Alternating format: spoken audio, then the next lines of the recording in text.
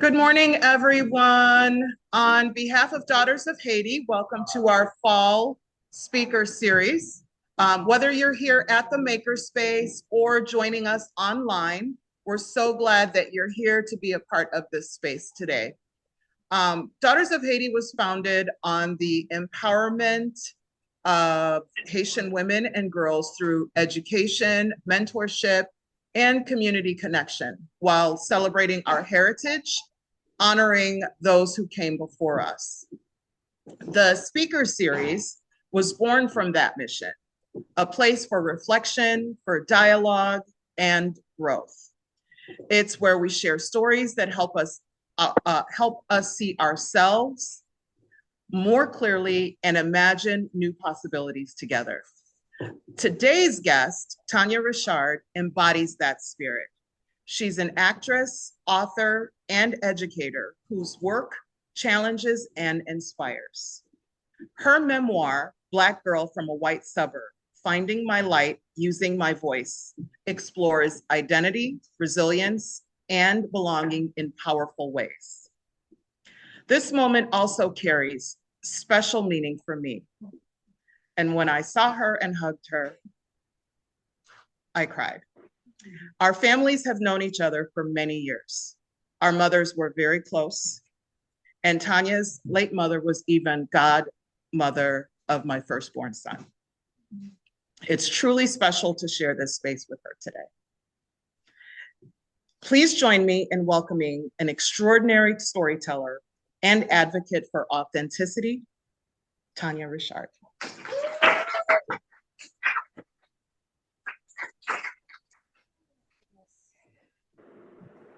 The tears have begun. Hi, everybody. Cyndee, I can't thank you enough for having me. And yes, our history is rich. And when I'm with people like Cyndee, let's give her another name, shall we? When I'm with people like Cyndee, it brings my mother back to me, who passed away in 2011. So I'm so thrilled and happy to be here. So I'm going to give you just a little context. Oops, something happened, but you'll let me know if anything has disappeared on the Zoom. There's all sorts of things. Anyways, just give you a little bit of context about what brings me here. And then I'm going to share some excerpts from the book itself and also some essays that I've written in a few segments that didn't end up in the book, but I think that you will in particular enjoy. So I have been telling my story in various ways for probably the past decade. And these stories have shown up in essays. They've shown up on my podcast in various ways. They've shown up on my blog. And I finally got to a point where I wanted to have them sort of collected all in one place and to be able to share these stories in a sort of more consistent, permanent way. And that's when I turned to writing the memoir, Black Girl from a White Suburb, Finding My Light, Using My Voice. And in the process of writing, there was a period of time where I felt like all of these stories that I've been telling, a lot of which have to do with how it has felt to be the only Black girl in all white suburb, could end up just appearing to be like a list of complaints, right? But my purpose behind telling the stories is, number one, to reflect other people's experiences. And I'm a strong believer that people can't deny someone's lived experience, right? And people can't deny how an experience made someone feel, which is why in this book form, I feel that this story can translate to people who may not have that experience of feeling like an other. And I wanted to create an opportunity for people to have that experience, to understand it from the inside out, and ultimately create a situation where it could not be denied because it is my lived experience. So as I stumbled on ways to share these stories and create a structure, I started to think of any constants in my life. And one constant in my life is my life in the theater. So I've been performing since I was in grade school. I am a professional actress. And theater in many ways helped me and led me towards finding myself and owning my identity as a Black woman. Because one of the stories in the book is about when I was in my early 20s, the first time I had an opportunity to be a part of a majority, the first time that I got to be in a situation where I wasn't the only Black person was when I was cast in a show called The Song of Jacob Zulu, which had a predominantly Black cast over at Steppenwolf Theater in Chicago. And that show took me from Chicago to Australia to Broadway. And it was with Ladysmith Black Mambazo, who is the South African a cappella singing group featured on Paul Simon's Graceland album. And that experience with them enabled me to finally see myself reflected in those around me. And it helped develop my true sense of who I was as a Black woman. So it's sort of a life-changing, once-in-a-lifetime experience.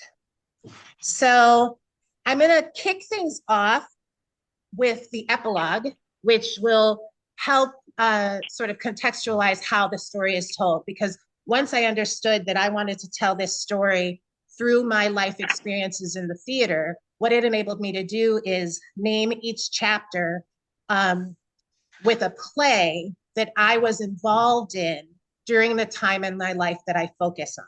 So while it's a story of my life, it's also my story of my life in the theater, but it isn't either one of those things exclusively. So I explain that in the epilogue. This is my memoir. The stories in this book reflect my recollection of events. My life has unfolded before, during, and after reading, seeing, or performing plays. The settings, character descriptions, and dialogue are written in script format. This isn't only about theater, though. It is about the power and necessity of seeing yourself reflected and represented. Okay, you're smart, you're beautiful, and you are welcome here. Have a good read. And then I chose 3 quotes that I feel sort of each in their own way cover the breadth of what I'm trying to accomplish in the book. So the first one is, creation can actually save you. It is a means of some salvation. And that's Danya Taymor, the Tony Award-winning director of the Broadway musical, The Outsiders, which is something else that is featured in the book. Another quote is, Black girls of every age need other Black girls who can hold their truths. And that's sort of one of the missing pieces of my experience growing up, was I didn't have other Black girls to reflect and to sort of grow together with. That came later in my life. And that is Brittany Cooper, author of Eloquent Rage, a Black feminist discovers her superpower. And superpower is factored pretty importantly in this book as well. And then the final quote is, racism is annoying. And that's Nicole Byer, Emmy Award-winning comedian and podcaster. Because when it comes down to it, I have a quote that I use sometimes, which is, racism ruins everything. And it means that people aren't able to be their full selves. People aren't able to thrive. True connection and communication isn't able to occur because of this annoyance of racism. And so when Nicole Byer distilled it down to that quote, I thought it was perfect. So I'm going to read a few excerpts from the book, and the sort of layout of this is I'll read some of those excerpts. I'll read some of the things that didn't end up in the book. And then Cyndee and I are just going to have a chat and certainly take any questions that you might have. So this is the first chapter. Peter Pan. The moment you doubt whether you can fly, you cease forever to be able to do it. J.M. Barrie. In 7th grade, I had the bright idea to tell Miss Cochran, my drama club leader, that I wouldn't mind playing Nana, the sheepdog in Peter Pan. It was all part of my strategic plan, you see. I didn't know one kid who wanted to play that part. Nana cares for Wendy and her brothers in Bloomsbury in the West End district of London. And at the beginning of the play, she nudges them to bed, pulls up their covers, and disappears, never to be seen again. She has no lines. She doesn't get to sing. The role is that of a canine. I decided to pretend like I didn't mind playing Nana. And if I pretended that I didn't mind playing Nana, Miss Cochran would think I was a team player and reward me with the role of Toodles, one of the lost boys who lived in Neverland. Stay with me now. I aimed for Toodles because I knew I didn't stand a chance at Wendy the ingenue. She was light and delicate, worth of pixie dust. I was the only Black girl in an all-white grade school in Western Springs, Illinois, an all-white suburb of Chicago. And this is where the script format comes in. So the next part says setting. A dialed-down version of the towns where John Hughes filmed 16 Candles and Home Alone. Big houses, winding driveways, mowed lawns, population, white people. Context is everything. In 1981, I'd never seen a Black ingenue in fairy tales, movies, or television. There was Tootie in The Facts of Life and Dee from What's Happening, but they weren't ingenues. Tootie was sassy, everybody's kid sister. Dee was sarcastic, like Florence from The Jeffersons. They weren't at the center of the story, and neither was I. Toni Morrison said, I stood at the border, stood at the edge, and claimed it as central. I claimed it as central and let the rest of the world move over to where I was.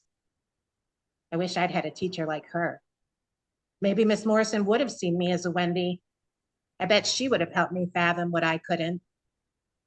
Miss Cochran was not interested in the job. I was beside myself when Miss Cochran announced she was starting a drama club. The only extracurriculars available in 7th grade were sports related. I made the softball team the year there were no cuts. And in the outfield, I spent my time desperately hoping the ball wouldn't come my way, for fear my brain would short circuit and I'd have no idea where to throw it. I spent most of the season on the bench.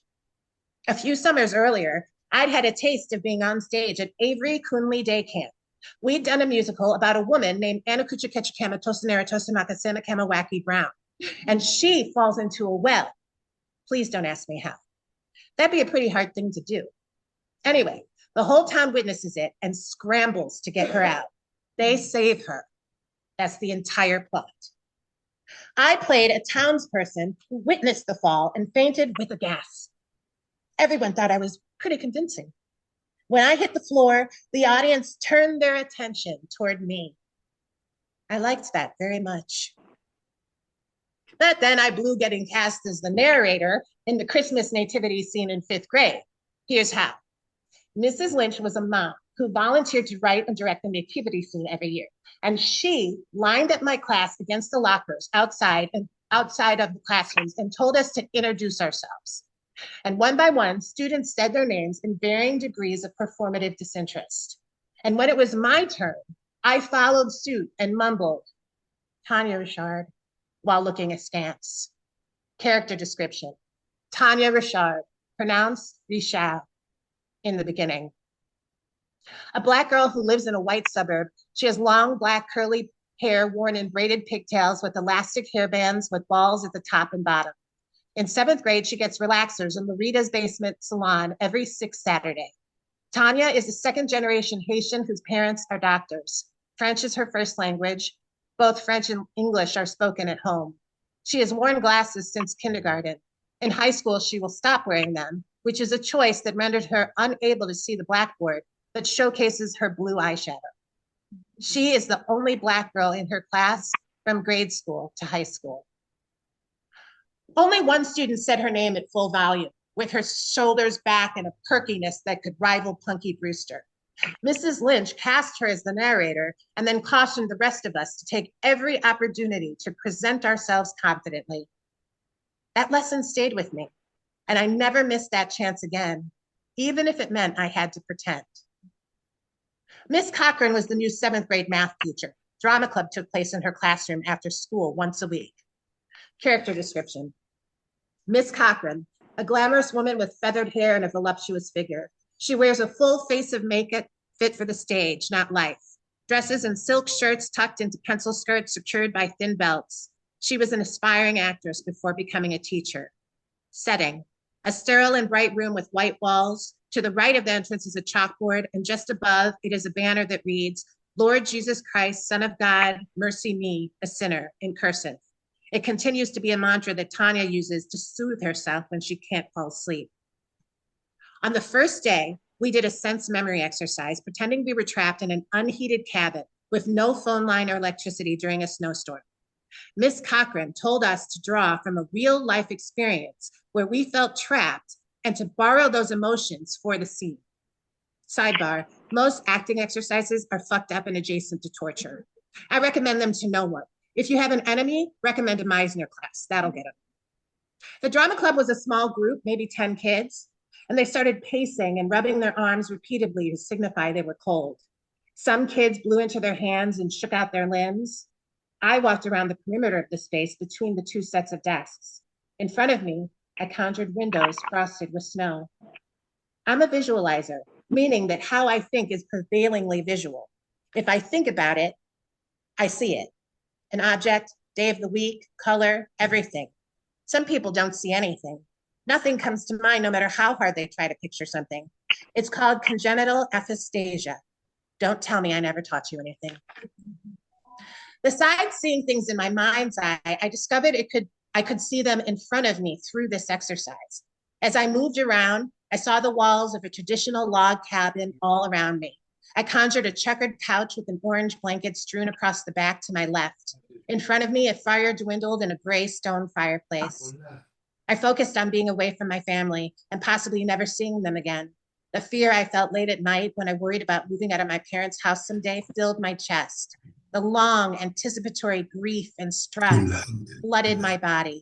Then a real chill enveloped me, and I was hysterically crying, "We've got to get out of here!" Cabin dwellers, drama club students, "We can't leave!" Suddenly, there were two camps. One group was in favor of leaving the cabin to seek help, but the other wanted to stay and wait out the storm. My emotions heightened as tears flooded my face, and I bolted for the imaginary door. A student from the other camp attempted to hold me back. It was a real Sean Penn from Mystic River moment. There's a scene where he learns his daughter is lying dead just beyond the yellow police tape they'd put up in the woods. He tries to get past the police, and a slew of them hold him back and hold him down. Then there's an aerial shot of all of them restraining him as he sinks into wails of despair. He won an Oscar for that performance, so whatever. Tania, "If we don't get out of here, we're gonna die." Miss Cochran, irritated. "Okay, that's enough." Her words abruptly stopped our improvisation. Drama club student 1, "That was good, Tania." Drama club student 2, "Yeah." Drama club student 3, "That was cool." The other students chime in with support. Miss Cochran, accusatory tone. "Was that real or were you faking?" What the hell kind of a question was that? Did she want me to say it was real? Was it better to say it was fake? If I said it was fake, then I was cheating somehow, right? If I said it was real, was I admitting something I shouldn't? Was I faking? What does that even mean? Miss Cochran's question stopped my internal system, as if someone had hit pause. No breath, no heartbeat, no thought. The other students in the classroom dissolved. It was just me and Miss Cochran standing there, eyes locked. I had no idea what to say. She seemed mad. Then she broke eye contact. My breath returned, my heart started beating, my thoughts returned, and the room and students swirled back into view. She moved on to the next exercise as if what just happened between us hadn't. While the moment shook me, I was delighted with the discovery of my ability. People think actors are good liars. We aren't. Actors tell the truth under imaginary circumstances. The circumstances are lies if something has to be untrue. My mind knew I wasn't stranded in a cabin, but my body didn't. The emotion I felt and the tears I cried were real. I could transform my surroundings and build a new world with my mind like a superhero. Drama club was my origin story. After a few more sessions, Miss Cochran announced that we would put on a production of Peter Pan.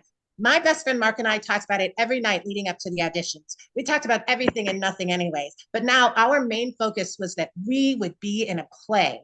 The real world showed little evidence that we mattered, but Neverland would.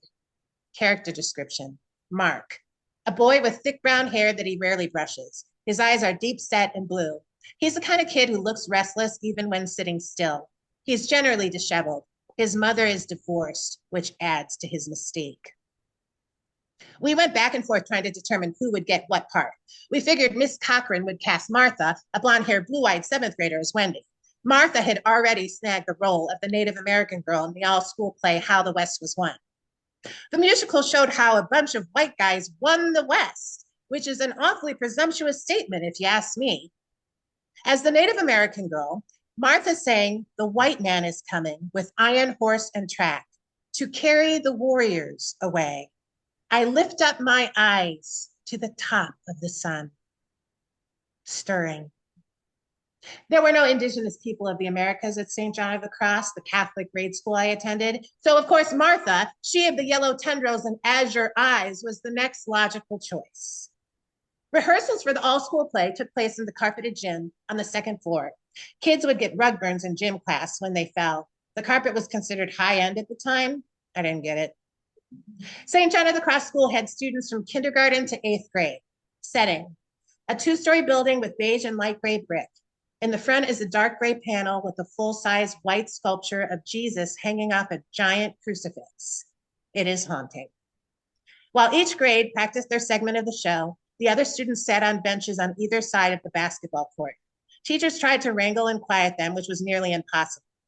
When Martha sang, the chaos stopped, and students and teachers listened in a suspended moment of ecstasy. Her rendition of the song made us believe she was in imminent danger. White girl pain was the shit. A white girl's tears could stop the world from turning on its axis. Even a white girl's fake tears made everyone take notice. What was it like to get that much attention? Would my tears ever matter like that? Martha would play Wendy, and Jenny, another blonde girl, would be Peter Pan because Miss Cochran favored her. The stage production of Peter Pan was always ahead of its time with its gender-bending casting. Mary Martin, Sandy Duncan, and Kathy Rigby also famously played the part. Mark wanted to play Captain Hook, and Toodles was a featured Lost Boy. For me, Toodles would suffice. I'd earned the role by suggesting I'd be willing to take on the role of Nana the sheepdog. It was the chess move of all chess moves, which proves I had no idea how to play chess. After the audition, we waited an excruciating amount of time for Miss Cochran to post the cast list. Okay, it was 3 days, but it may as well have been the rest of our natural born lives. I think Miss Cochran prolonged posting it because she was drunk with power.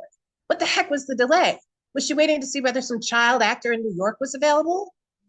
That's when I had the idea to tell Miss Cochran I wouldn't mind playing Nana. I approached her desk after class. Tania. Miss Cochran, when will you be posting the cast list? Miss Cochran, slight exasperation. I'm not sure, Tania. Soon. Tania. It's a tough decision. She was busy looking at papers on her desk, barely paying attention to me. Tania, I really wouldn't mind playing Nana. It'd be cool. Miss Cochran. Really? Tania. Yeah. Miss Cochran. Good to know. Goes back to her papers.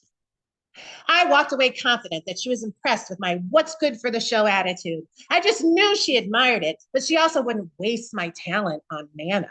For God's sake, I cried in the middle of a fake snowstorm. She needed my acting chops for Toodles, who had a show-stopping scene. The cast list finally went up a day later.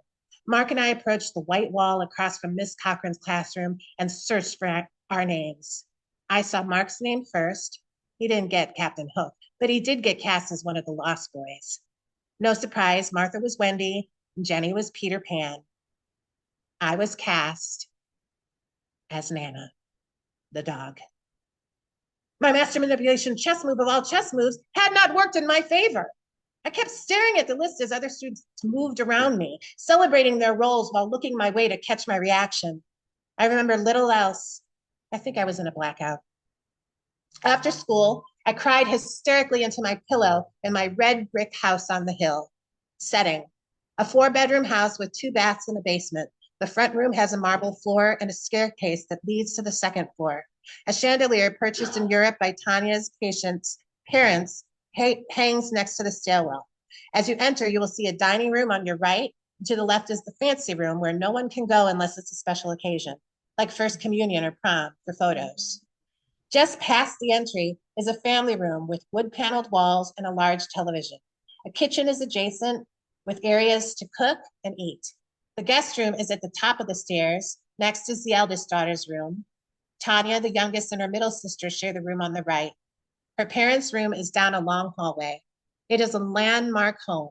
In other words, people reference it when giving directions. Take a right at the red brick house on the hill, or the house where the only Black family lives, and the parents are doctors. Tania, I can't play Nana the dog. My mother stood over me with a concerned look on her face. Character description, Mummy.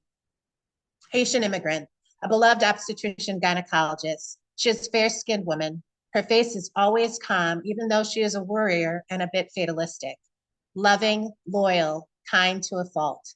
The sound of her Haitian accent is the music of Tania's memories. Mummy, but you told her you wouldn't, but you told her you wanted to play Nana. Tania, but I didn't mean it. I just said that so she would cast me as Toodles. Mummy, who is Toodles? Tania, a lost boy. When I said I wouldn't mind playing Nana, I didn't mean I wouldn't mind playing Nana. I meant I'd rather die than play Nana, so she'd cast me as Toodles. My mother said she'd be back in a bit, her look suggesting she was afraid I'd lost my mind. I could hear her going into her bedroom right next to mine. Through the wall, I heard her talking on the phone. Mommy, Miss Cochran, this is Dr. Edna Richard. I am concerned about Tania. This role might not be a good idea for her. My mother didn't coddle me. She wasn't the type to throw herself in front of every crisis I encountered, to shield me from life's hardships. The fact that she felt she had to call Miss Cochran speaks to how hard I was taking the news. I couldn't understand everything she said as I eavesdropped through the wall. I heard her say goodbye and walk back toward my room. Mommy, I told Miss Cochran you were very upset. She said you don't have to play Nana, but you cannot be in drama club if you don't. I never imagined that getting kicked out of drama club was an option. Things were supposed to work out. Surely my tears of a clown would absolve me from playing Nana. I'd get to play Toodles, even though a boy named John was playing Toodles. Look, I was in 7th grade. I wasn't thinking about practicalities. My mother left the decision to me, and I was in the worst position. If I chose to stay, I couldn't blame my mother because she wasn't forcing me. I could only vaguely blame Miss Cochran. I would have to blame myself.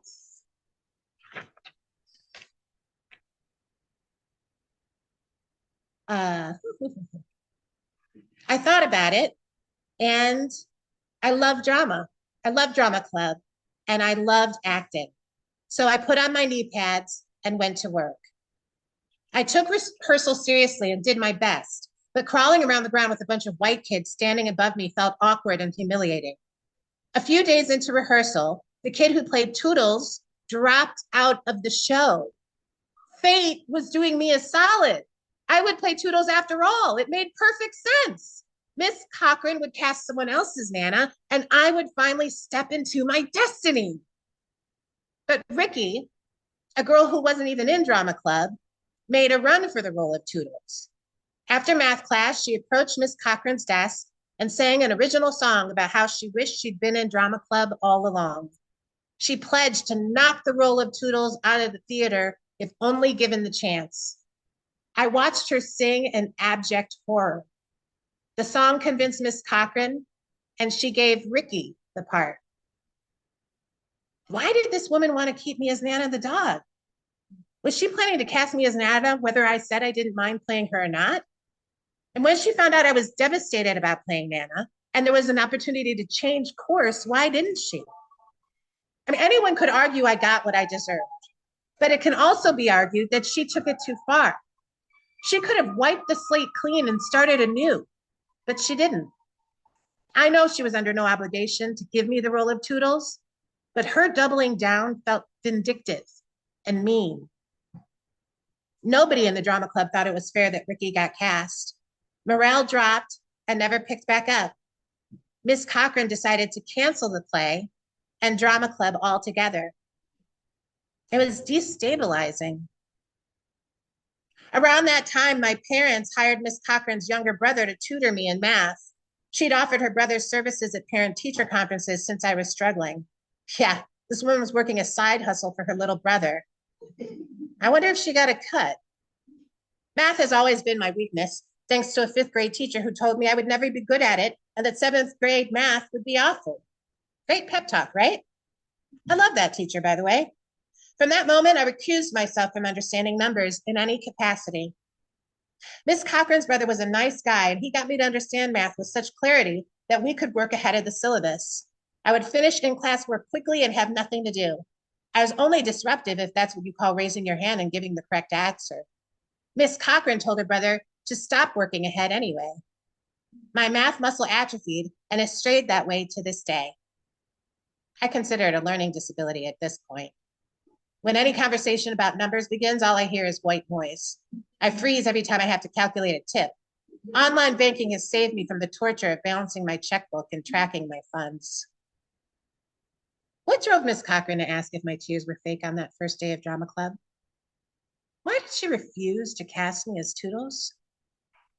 Why did my improvement in math class irritate her enough that she stood in the way of my progress? One time's coincidence, 3 times is different. I can still feel the way our eyes locked after she asked me, was that real or were you faking? When I encounter someone who doesn't have my best interest at heart, I am back in that moment with Miss Cochran, and my boundaries surround me. Our interaction honed my instinct for danger. I rely on it daily. Fool me once. Toni Morrison describes her short story, Recitatif, as a removal of all racial codes from a narrative about 2 characters of different races for whom racial identity is crucial. The reader never learns which character is Black or white, and the story ends with more questions than answers. Does race matter in my interactions with Miss Cochran? Did the way she treated me trigger your sense of knowing and recognition? Do you know what I'm talking about? I know that I know. I know some of you know deep in your bones. And once you know, you can't unknow, you know? And if you don't know, I am not here to convince you. It's like a carbon monoxide leak. You can't see it, but it's there.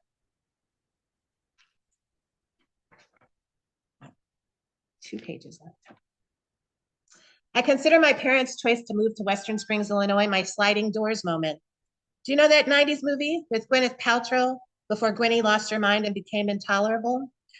Sliding Doors is about an English woman who experiences 2 hypothetical realities.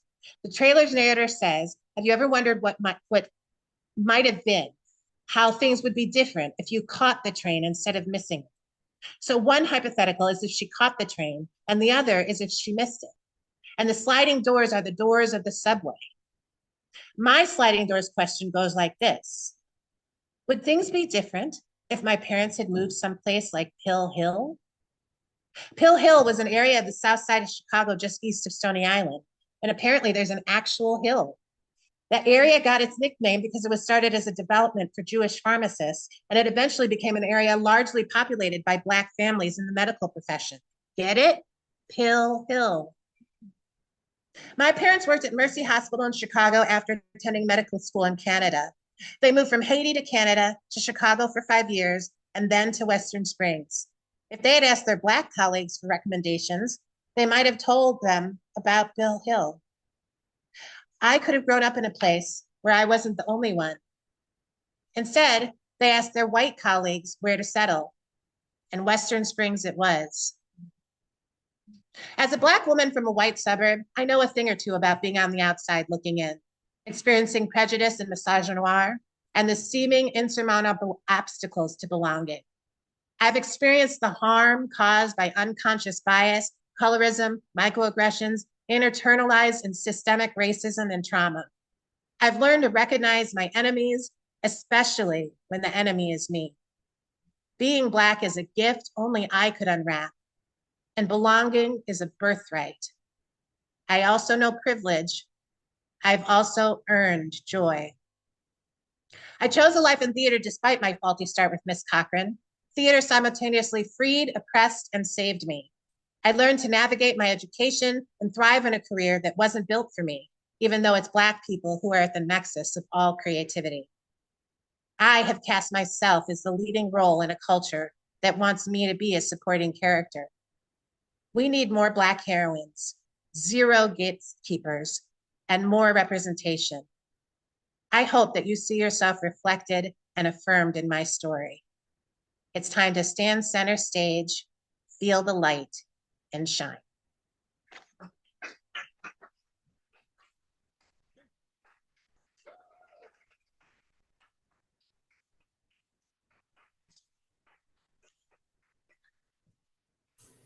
think they'll be able to see you, yeah? I think so. We're going to set it so they can. Then we're going to set it so that they can see.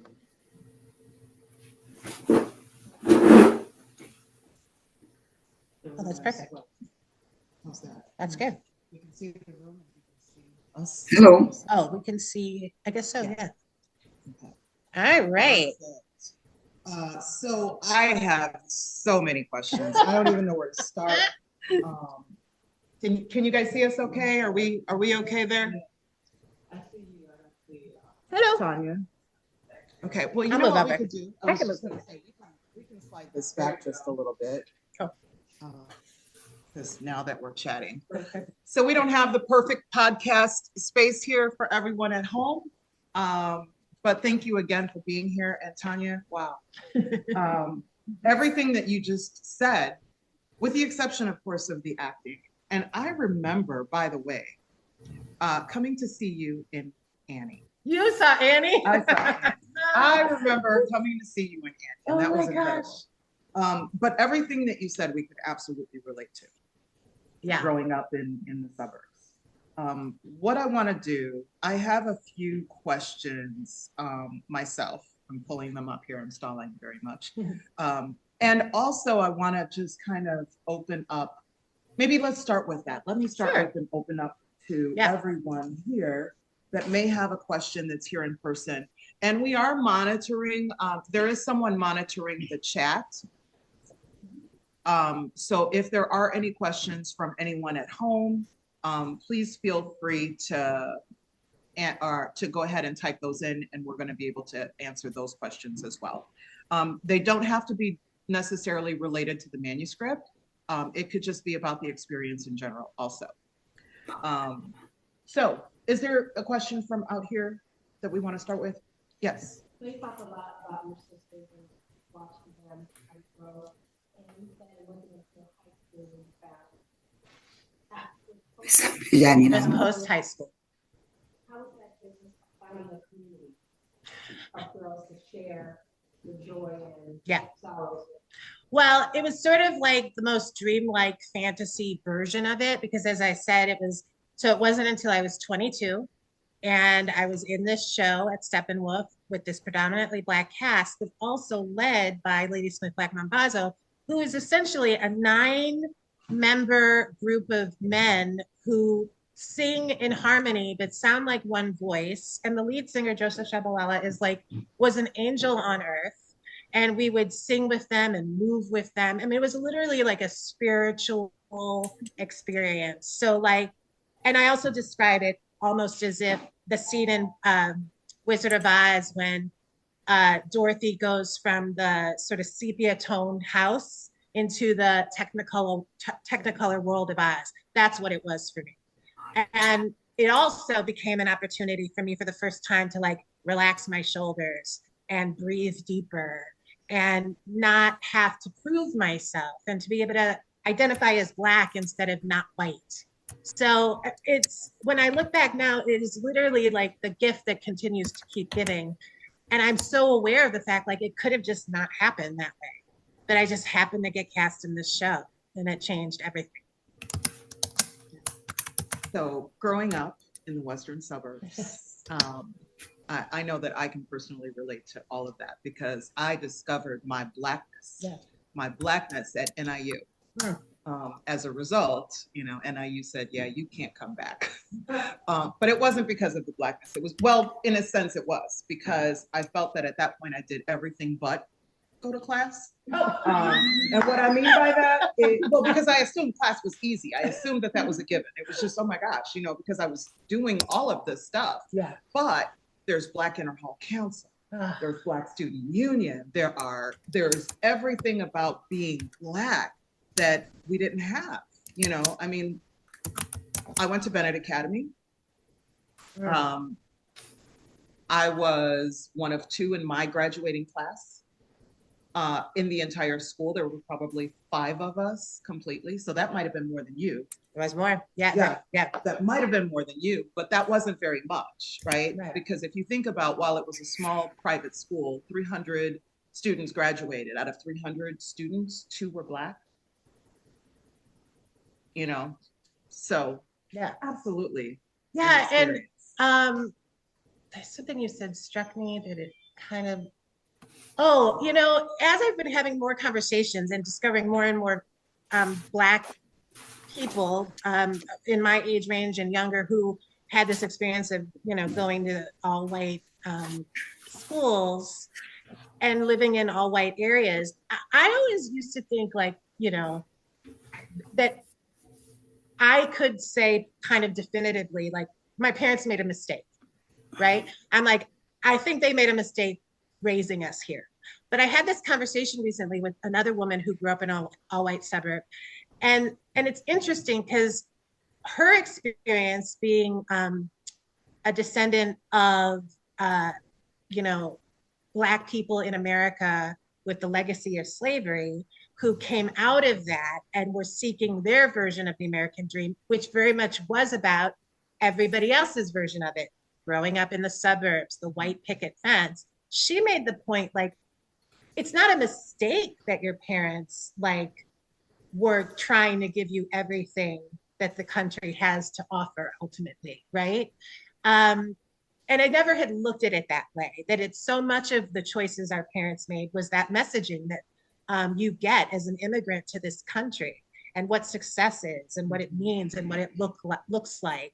And so I've had an opportunity to reflect on it differently because for the longest time, and I've made peace with it, but I also really just came to this place where I was like, I think my parents made a mistake. And now at least I can understand what their motivation was. Because in my mind, I'm like, why would you do this? Why would that be a good idea? Right. But it's like, well, why wouldn't it be? It's the American dream. It's the American dream. Yeah. And that American dream has shifted for us. You know, it's amazing because now what we define as successful is living in a world, because we want to see a reflection of the world, right? We know that the world goes beyond the borders of the United States, where this place was, and we know that the world is colorful. Right. And so places like Oak Park, you know, where there is so much diversity, this is what we love. Lincoln Park even is quite diverse as well. And there's so many places that we find ourselves wanting to raise our kids in an amazing environment, but not necessarily that white picket fence. White picket fence. Where we're the only ones. We're the only ones. Yeah. Yeah. Because that was a signifier, I think, in a way of it too. Yeah. The only because you're the only one. one. Yeah. Yeah. So you must be good enough to be here because you're the only one that made it. Yeah. Yeah. Yeah. And that was our neighborhood. We grew up in a neighborhood where we were the only Black, like when another Black family moved in, we all knew, right? We were like, oh, wait, who are they? We've got to go get to know them. We needed to know who they were, you know, because we were the only ones. Were your experiences similar? Did any of you grow up in all white areas? Yeah.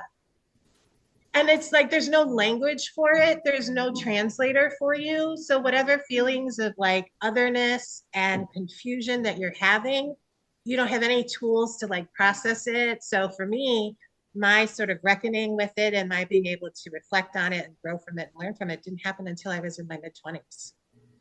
Yeah. So I'm curious. So I also grew up in somewhere like my dynamics a little bit different because my racial parents were white. So that was just my entire experience. Yeah. I remember being a little girl, big Black friends. We did not have a became Black very quickly. So I'm curious as I've gotten older, because I'm 40, this is my new country. It's to actually have a diverse perspective. Yes. I'm curious how you know the rejection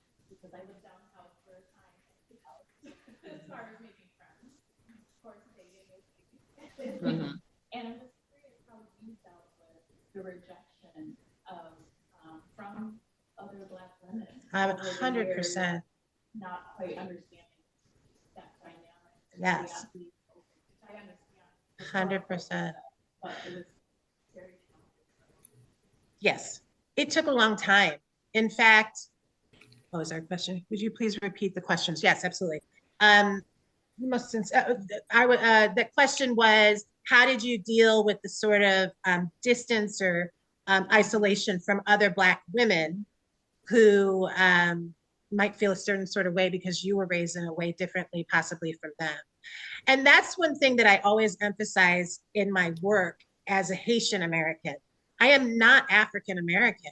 We are not African American. In fact, African American and Haitian American are two distinctive, different cultures.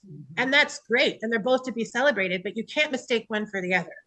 And so coming out of this all white area, finally living in this space for the time that I did this show, where I felt there was that diversity, even within, we had South African, African American, Haitian American, whatever. And then getting back into the world where when I would perhaps encounter other Black people, and I'm sure this will resonate with many of you, you don't act Black, right? You don't sound Black. And this sort of like, I remember once I was doing some workshop and I was paired with another Black woman. And by the end of the workshop, we were able to sort of admit to ourselves our first perceptions of each other. And this was a young Black woman who has grown up in the sort of African-American culture. And she was not having it with me. Like, she was very closed off. She was like, why does she talk like that? What is, and she was able to admit that later, because as we got to know each other, she was like, oh my God, we have so much in common. I totally get you now. But I was able to then also reflect that had always been the case for so long, was you are immediately suspect. So suddenly you're in one world where you're the only one, and then you're in another world where people won't sort of take you in as aren't you happy? Because ultimately you aren't. But then the more confidence you can start to build as your true authentic self, the less apologetic you become. The less you just invest in the things that you enjoy and make you who you are, you will find your people. And now I do have this diverse range of people that I interact with. And I no longer feel that sense of like, they don't think I deserve to be here or that I belong here. And it's because I lean into my true authentic self as sort of this daffy girl who grew up in a white suburb, had Haitian American parents, enjoys African American culture, but also in a lot of ways am outside of it, but don't try to pretend. I think a lot of it sometimes can come from this desire to pretend in order to fit in, which then just creates an authenticity. So it's really about that willingness to stand in who you are, and you'll find your people. And there will always be people who have a problem with you too. But the older I get, the less and less I feel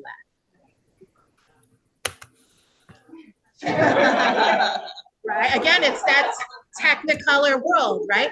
At the same time, let's not get it twisted. Chicago is one of the most isolated cities. Right, segregated.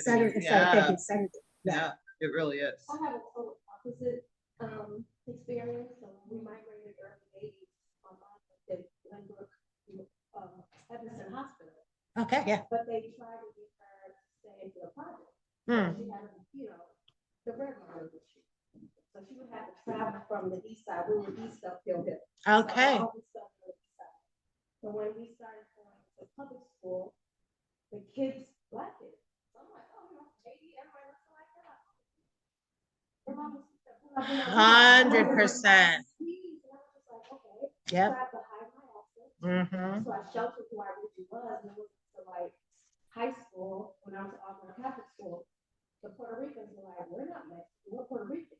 Mexicans are, we're Mexican, I'm Haitian. Yeah. Yes. Oh, that's amazing.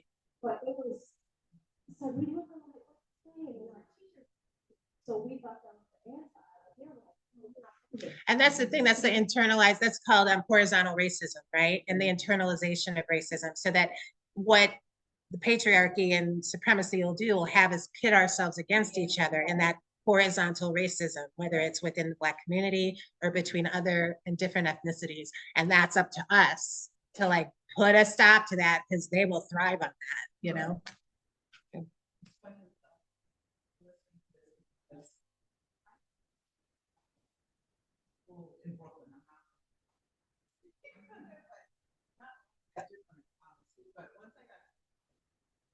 Same thing. We thought we met other not quite. Like even in terms of, they're like, why do you have to call your parents or go home? Yeah. So just in case.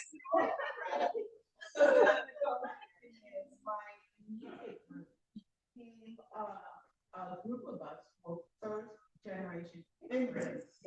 Yes. So my closest friend was Korean, yet the other one was India. And I had two Haitian friends who fit into that group. And another friend who was Muslim,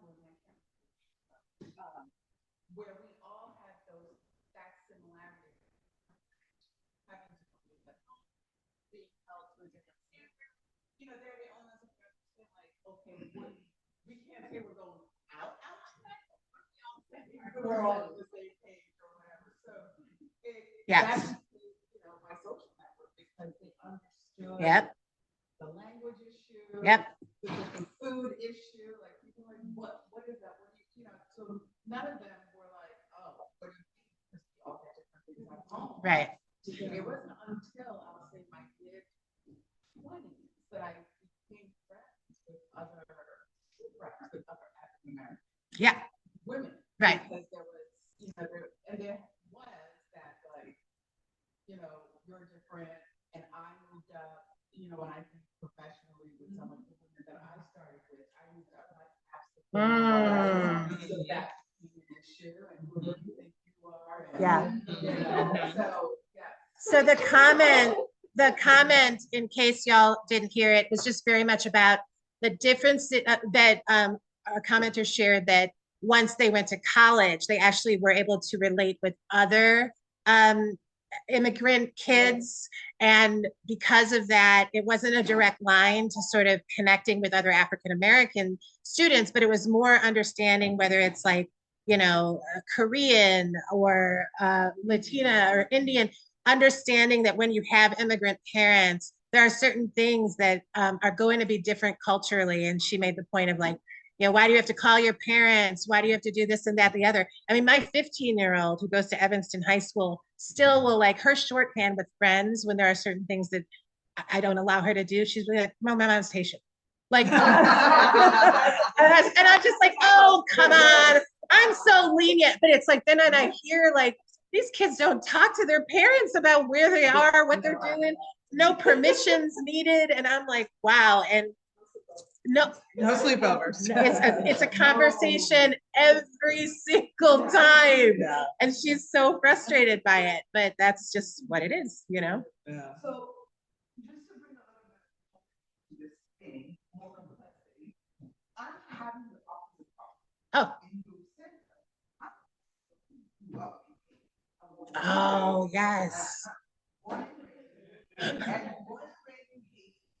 With my Black doctor, my Black. Oh, wow. Moved to South Florida, where I went to Old Catholic school, but I had my group, and my people and my white group, and we made it, right? And my Jewish group in South Florida. Love that. I live in New York. Now I live in Oh, man. To me, I'm coming with all this confidence, all this. I'm the it, you know, and then the first Black public, and then I'm coming switching up. I'm living now what you grew up with. Yes. I'm like, if I'm to be honest with myself. Yeah. Socioeconomically, even sometimes religiously, culturally, class-wise, I'm having more in common with what you were white women. Mm-hmm. But then at the same, but I'm not really going you know, everywhere. Yes, because it is limited. Even that connection that we make, yeah, it is limited. These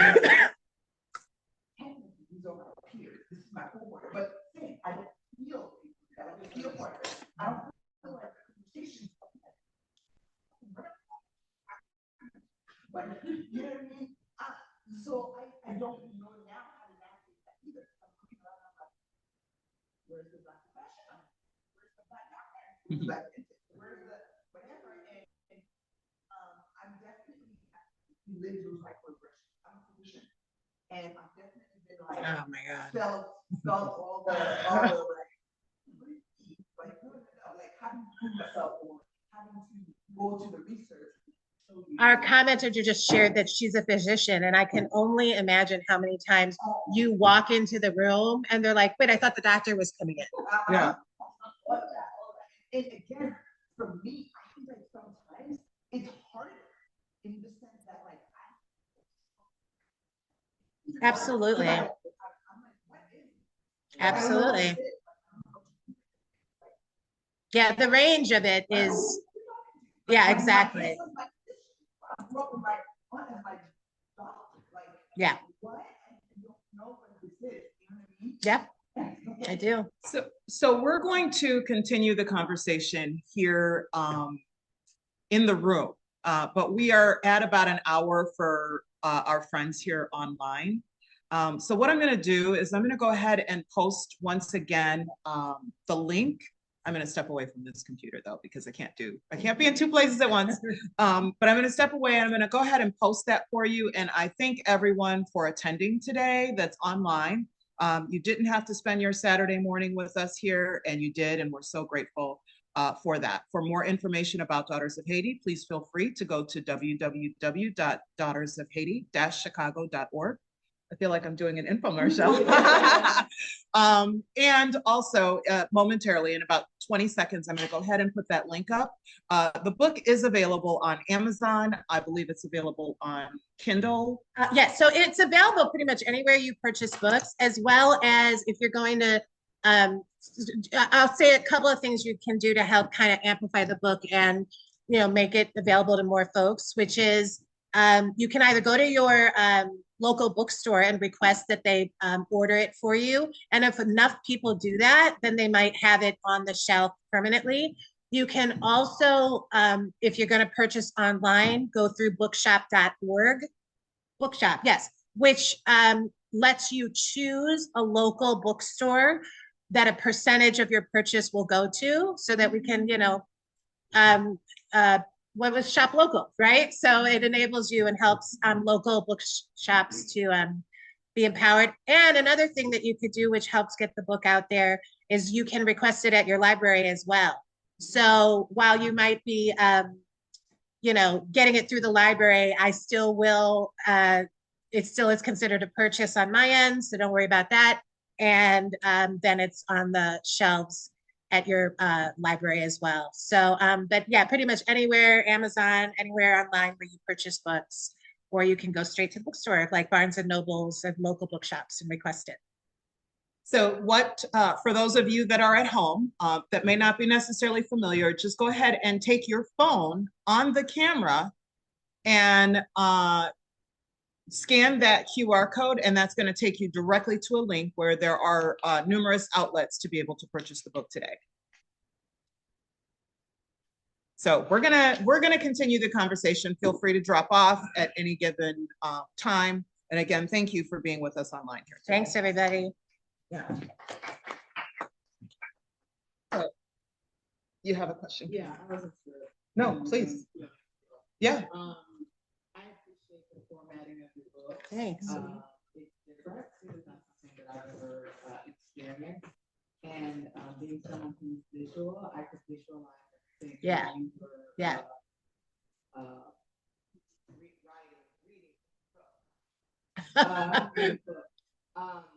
So, you know, when you look at the title, obviously, your initial lens is through a racial lens. Because you identify as a Black girl Yeah. in a white suburb. And not having read the book, I'm interested in knowing, are there concepts in terms of the culture, like you talk about who your parents are and so forth and so on, but is there a Haitian lens that shows up in your experiences? Because when they do see you as Black. Yes. And unless they know who your parents are, right. they are related to you as an African American. That's right. Right. Yeah, I think you know, there's a whole, like, in writing and it also in performance, the show don't tell. Wait, I was confused. But the idea being, rather than like, I didn't want to just list the things from Haitian culture that were distinctive or whatever.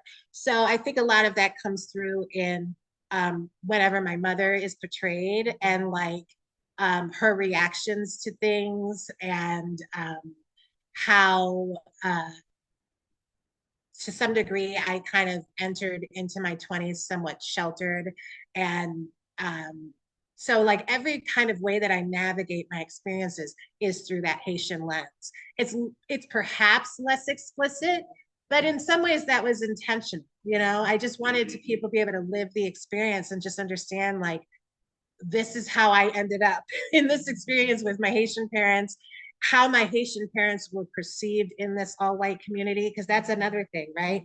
Which is the sort of underbelly of racism, was that for the most part, my parents were received warmly by our neighbors. This isn't the story of like anybody trying to get us out or leave. We were this distinctive family on the hill in the red brick house. My parents had these gorgeous accents, handsome and beautiful, you know, all of that, which gave them a certain access that not everybody has. And that's why I'm so aware of the privilege I had. And yet my father, of a richer hue, who would drive through the neighborhood in his Mercedes, would get pulled over by police. So it's that strange, you know, as much access and privilege as we experience, you can't ever fully escape it. But there were sort of certain, they were doctors, right? So who's this exact, you know, beautiful, you know, family with the beautiful accent and, you know, the doctors and all of that. So at least I can report that my experiences in terms of like the biases and the microaggressions and racisms, racist events, were less of that sort of overt TV after school special, but it was the deeper, nuanced, right, unconscious bias, especially in my experience in school. And one thing that I really came to realize is, because sometimes people will assume, oh, so, you know, you must have experienced a lot of bullying. It wasn't the kids, it was the adults. And that's what speaks to the systemic element of this. So there's many a story about my experiences with teachers who caused the greatest harm. Yeah. Denying access, ultimately. Yes. That's ultimately what they did. Your relationship with the race and the Catholic education. Yeah. And how you navigate that growing up, and where you are with that now. Yeah, no, thank you for asking. We grew up Catholic. We went, you know, I will never know what the difference might have been had I been in a Haitian community going to Catholic church versus Catholic church in an all-white community. I'll never, I mean, I can assume, but I'll never know. My parents were devout in the sense, you know, we went every week, but it didn't like overwhelm our household. It was very sort of, you know, we go on Sundays, this is what we did. I fell away from it in my 20s, came back to it as I was older. I struggle with it now, consider myself more spiritual than anything else. But that's one thing, my experience growing up, I can't say that my Catholicism came through other than these were my Haitian parents. And this is what I don't always know, and what I love to talk to other Haitian, you know, second generation and so forth, because I'm like, I don't know, what was your all experience? Was it very distinctively Haitian, or was it sort of American Catholicism, whatever it is? But my Catholic experience was very much through a white lens. Yeah, and was mine. Yeah. Well. And you wonder, you do wonder, you know, because that's what your parents then are taking in too. And they weren't fighting against it. In other words, they weren't saying like, this is what it really is. let's just do this and go to church. So it just became what I knew, you know? Yeah. We were the, for regular sex. The holidays. Ah, and was it two different worlds? Was it so distinctive? I would imagine. It was, because the first time, like, you were wearing your pocket, this is way too long. So Haitian Catholic Church goes all day. Oh my gosh. So, you know, the Catholicism or the Protestant churches come from the Catholic, and how it, you know, go about the Catholic church is absolutely correct. You see, there's no difference. Right.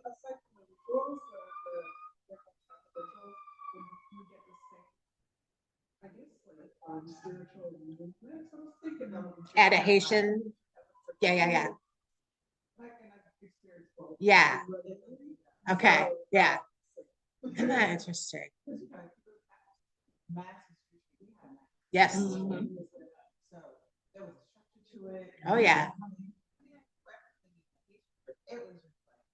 Extended. Took their time. It's the remix. Oh, sure.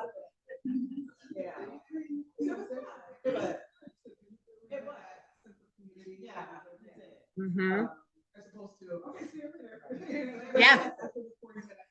I know. Easter and Christmas was, you know, you expected longer and all that, but Yeah. it was fun. Yeah. Dr. Quimby. Oh, the music. Yeah. And it always.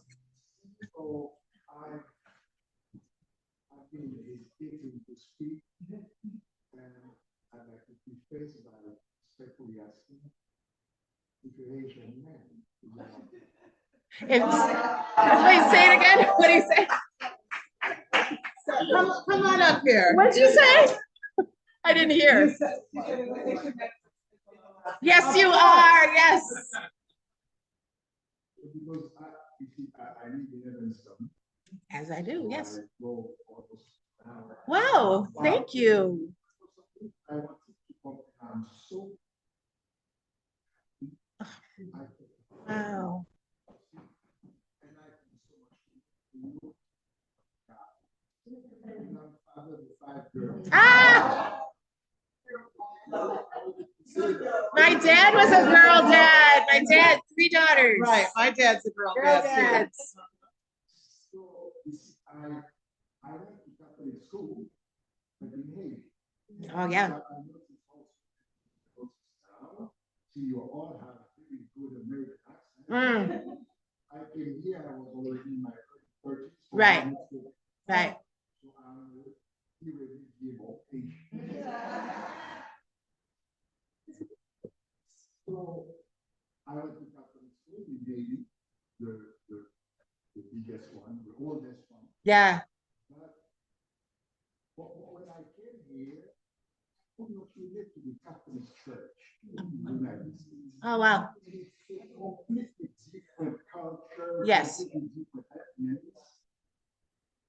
And my 3 oldest girl, or 42, 38, and 33, they all went to Catholic school here. Yeah. Right? But my youngest one, around 19 and 21, I decided they would not go. Oh. So they went to a private school in Chicago, offshore computer school. Yeah. Which had a completely different culture. Yeah. And really was into opening arms to everyone. And making really efforts to have minority in school inclusive. That was a good thing. So my question would be, do you think it makes a difference whether living in all white suburb, right? Evanston is not an all white suburb. No. But Evanston has pockets of, you know, I say racial isolation. Yeah. Right? Yes. Yeah.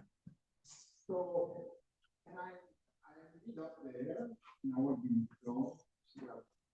I'm a teacher. So. Because when I came from graduate school at UIC on the scholarship, so I went to the housing office and so that they can give me advice. Yeah. They gave me that map of Greater Chicago, Yeah. where a bunch of areas were in red. Mm-hmm. And don't go there. Mm-hmm. So that I came from graduate school, like 18th secretary. Wow. So I got scared of all those red areas. They told me don't go there, don't go there. Yeah. Until a few years, so that I got being African American friends and understanding now nuances and parameters of racial involved. Yes. But what I want to conclude asking, does it make a difference whether your suburb is kind of mixed, right? And where maybe some unique in that there is really an effort to, despite the fact that to have people integration. It's the first municipality in the country that officially, reparations, right? So I understand all that you say, but I didn't believe that, and that's interesting, Maybe it's because I have such a strong Haitian culture. But also sometimes not easy to, right? So I would not take things from people.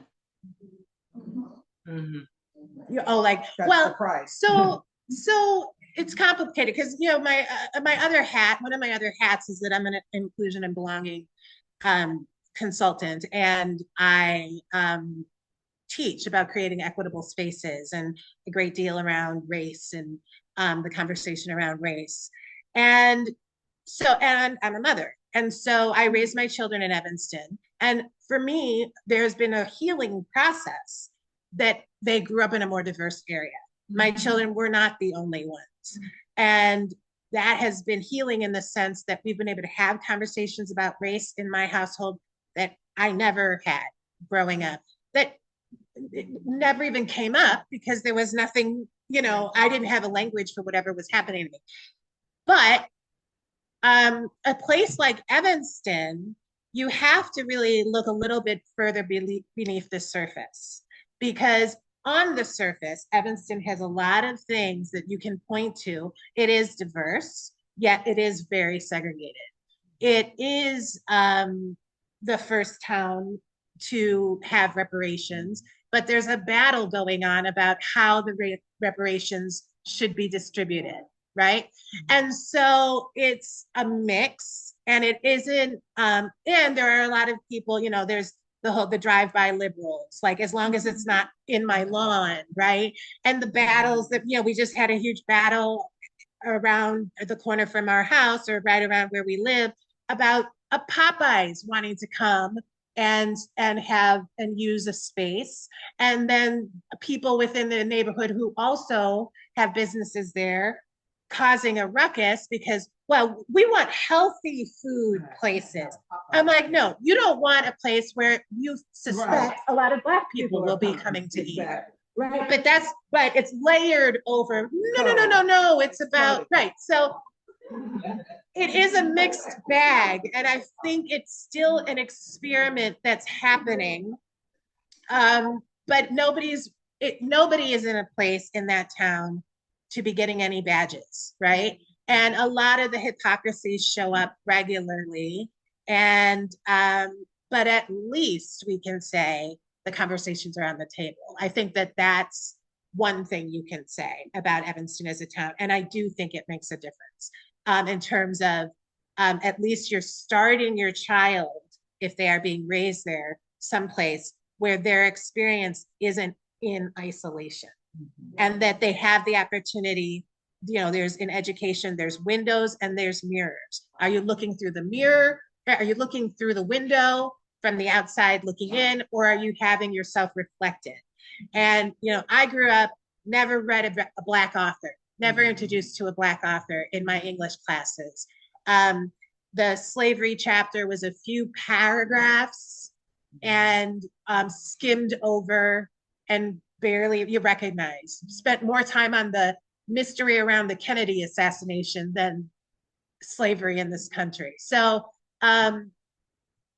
at least there's a better starting point, right? But then you have to stay vigilant as a parent and like push and challenge and make sure that we don't go back to the default. So we can probably talk all afternoon.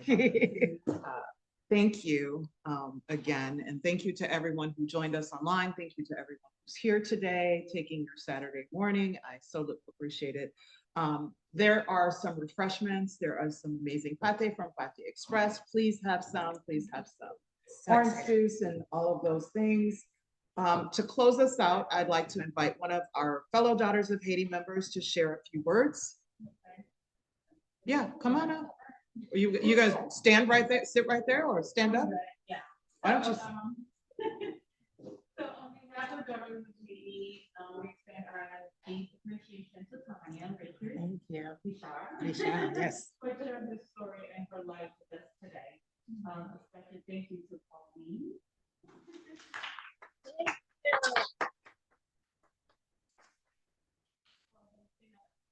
And Pâté Express for the delicious pâté and cake that made this afternoon even more special. Don't miss our next speaker series on Thursday, November 13th at 7 p.m. featuring Dr. Tania Richard, Associate Professor, Gender and Women's Studies, for compelling discussion on race, gender, media, and for the diaspora expression. And for so we invite you to join us live for a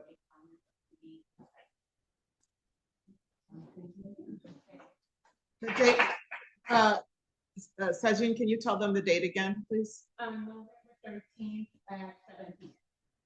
And that is going to be, that's an online, that's online only. That one will be only online.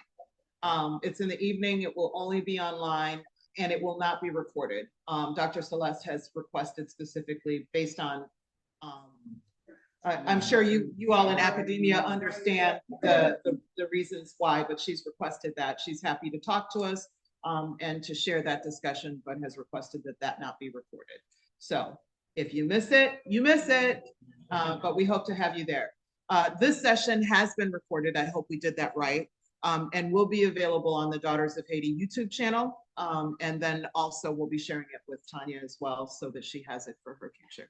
Thanks, everybody. Thank you so So much. again, if you haven't already purchased a copy, please feel free to do so. Tania's going to be here with us for a bit to sign. No? Yes, Oh, yeah. right behind you. Yes, right behind you. Thanks to Bill for Yes. manning the table. Yes. So yeah, so this breaks up the formal session here, and yeah, let's turn up the music. And Yay! This was awesome. Thank you. Oh, it's wonderful. Oh my gosh, you're doing such a great thing, man. So proud of you. Yeah. You tell me.